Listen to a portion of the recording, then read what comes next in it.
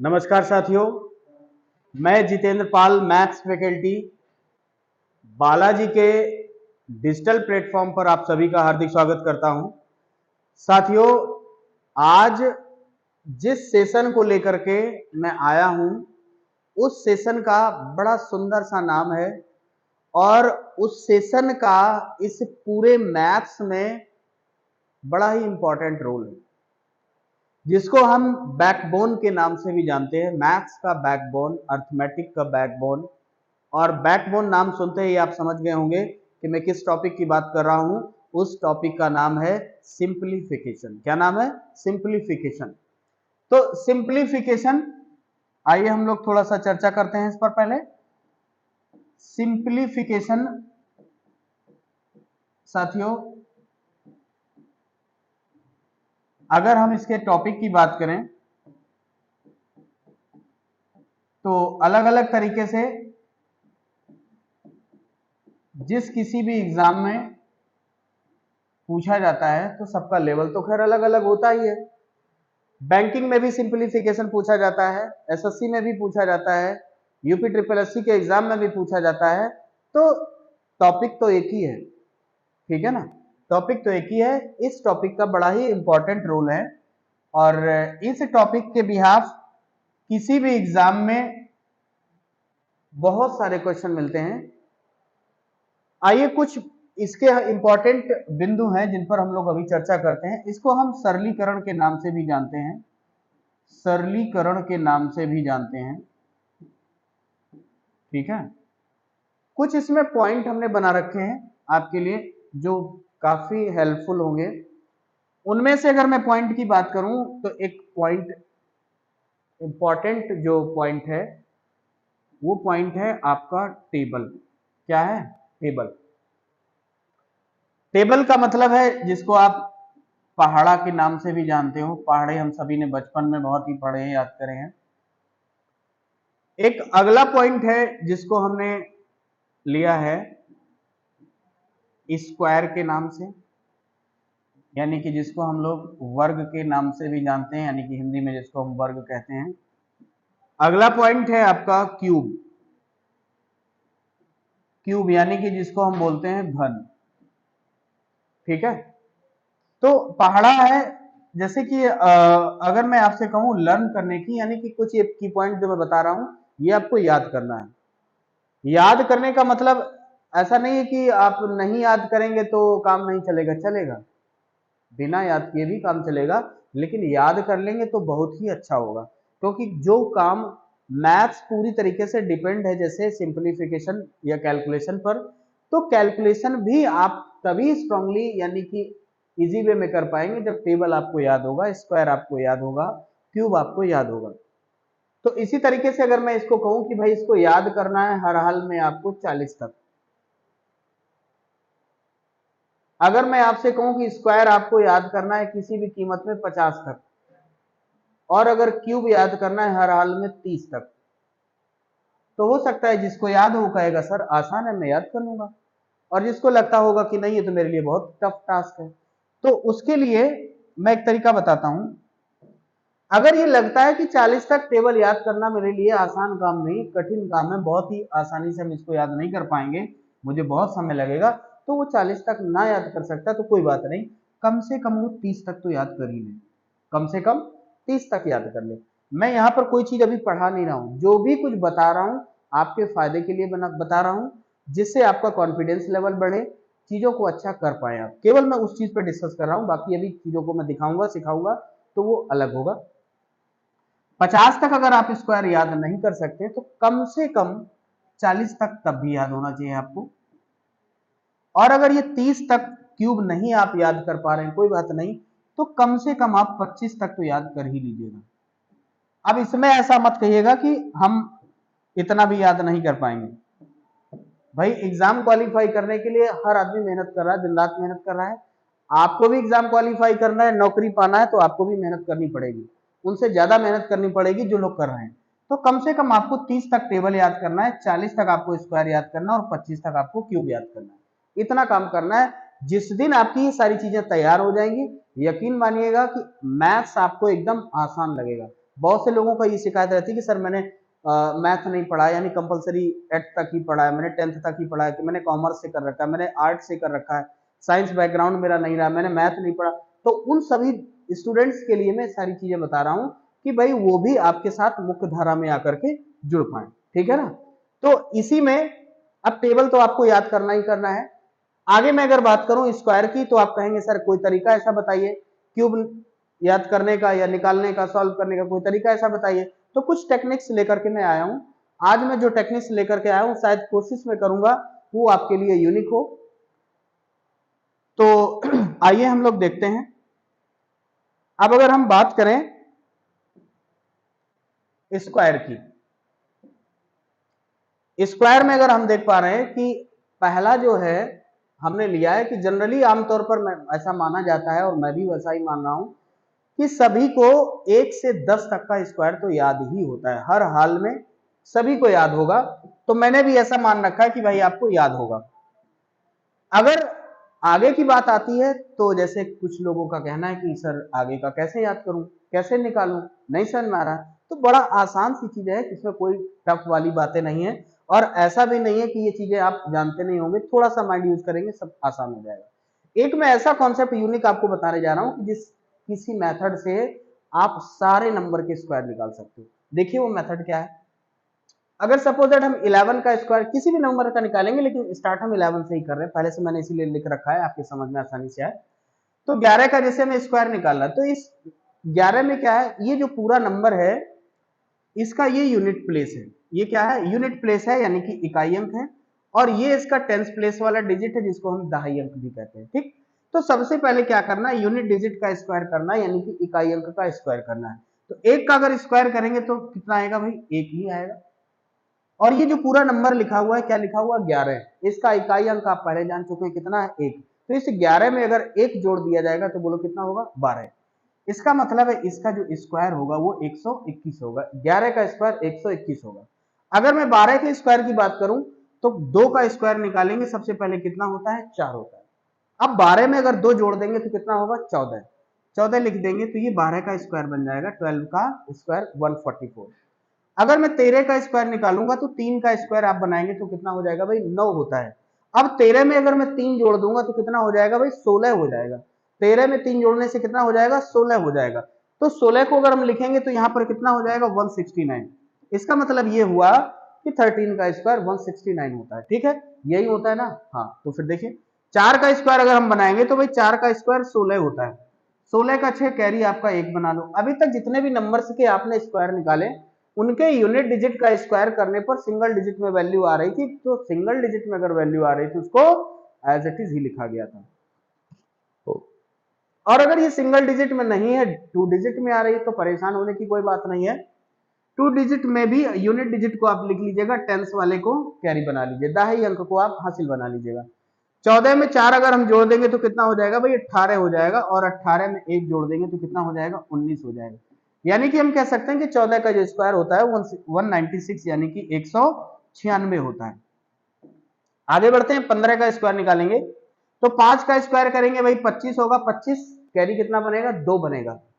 15 में 5 जोड़ देंगे तो 20 हो जाएगा, और 2 कैरी ऐड कर देंगे तो कितना आ जाएगा, 22। यानी कि हम कह सकते हैं कि 15 का स्क्वायर जो होता है वो 225 होता है, 225 होता है। बात समझ में आ रही सभी के। अब अगला नंबर आया 16 का, तो 16 का स्क्वायर आप निकाल सकते हो भाई, 6 का स्क्वायर 36 होता है, कैरी आपका 3 बनेगा। क्लियर हुआ। 16 में 6 का स्क्वायर किया, 36 हुआ, कैरी आपका 3 बनेगा। 16 में 6 जोड़ देंगे तो 22 होगा, 22 में 3 कैरी जोड़ देंगे तो कितना हो जाएगा भाई, 25 हो जाएगा। कितना हो जाएगा, 25 हो जाएगा। यानी कि हम कह सकते हैं 16 का जो स्क्वायर होता है वो 256 होगा, ठीक है। आगे बढ़ते हैं, 17 का अगर हम स्क्वायर निकालेंगे तो 7 का स्क्वायर करेंगे तो कितना हो जाएगा, 49। कैरी आपका भाई 4 बनेगा, अलग नोट डाउन कर लिया मैंने। इसके बाद 17 में 7 ऐड करेंगे तो 24 होगा, 24 प्लस 4 करेंगे तो 28 होगा।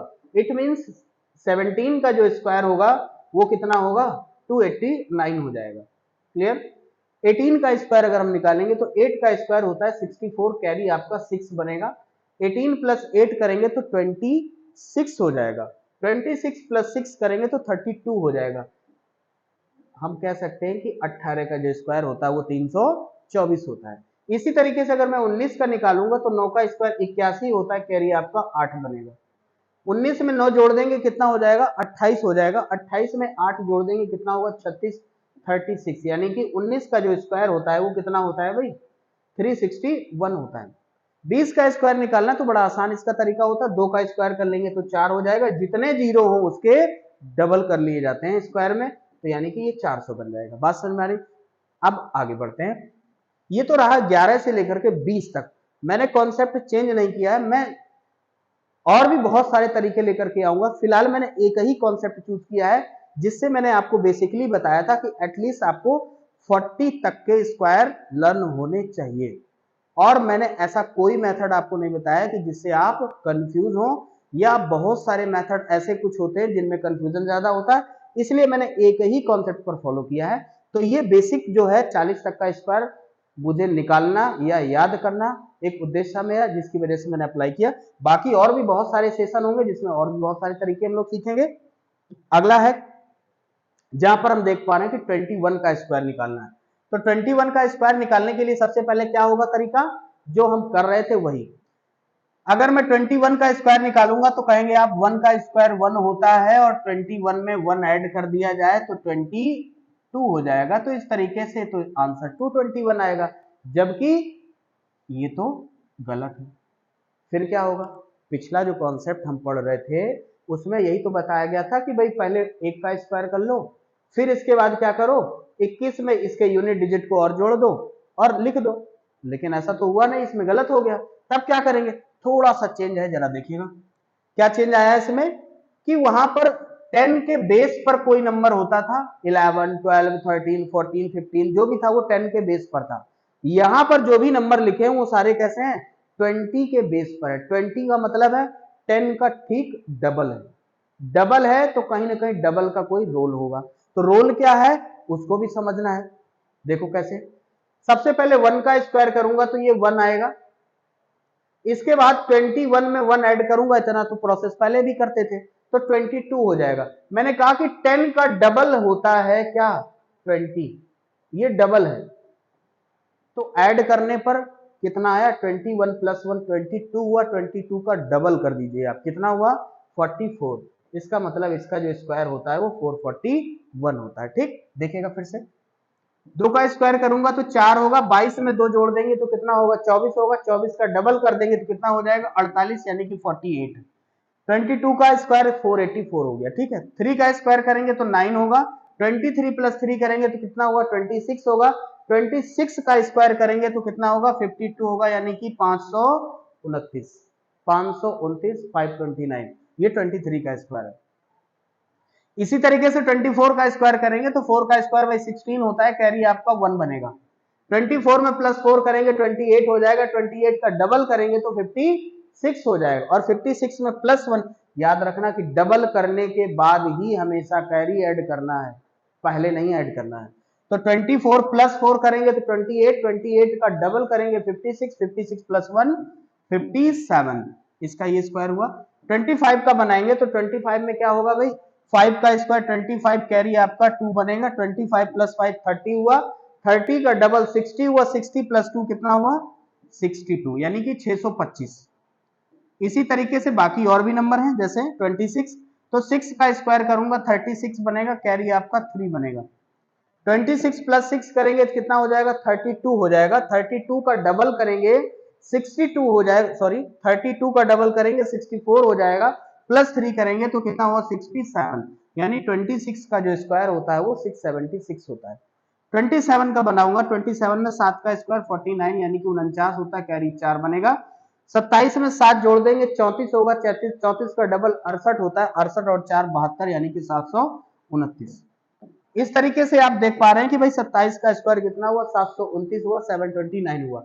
इसी तरीके से अगर मैं बनाऊंगा 28 का, तो 28 में देख पा रहे हैं 8 का स्क्वायर कितना हुआ 64, कैरी आपका 6 बनेगा, 28 प्लस 8 कितना हुआ 36, 36 का डबल 72 प्लस 6 78, यानी कि 28 का जो स्क्वायर होगा वो 784 होगा। इसी तरीके से 29 का करूंगा तो 9 का स्क्वायर 81, कैरी आपका 8 बनेगा, 29 प्लस 9 कितना हुआ 38, 38 का डबल 76, 76 प्लस 8 कितना हुआ 84, 841, ये 29 का स्क्वायर है।